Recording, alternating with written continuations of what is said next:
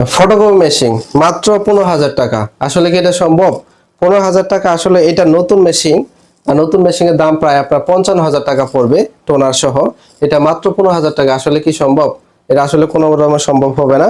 এটা আপনার নতুন থেকে সেকেন্ড হ্যান্ড যতই দাম কমুক এটা কখনোই 15,000 টাকা আসে না।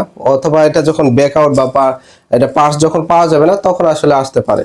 তো এগুলো ফ্রেশ কন্ডিশনে যারা ফটোকপি মেশিন নিতে চান এটা প্রাইস পড়বে মাত্র 36,500, 2,000 টাকা ডিসকাউন্ট পাবেন। এটা প্রাইস পড়বে 34,500। আর আসলে এই যে এই ধরনের মেশিনগুলো, এই যে এটা 2306, এটা 15,000 টাকা পাওয়া যাইতো বা আমরা একসময় সেল দিতাম, কিন্তু এটা এখন আমরা দিচ্ছি না।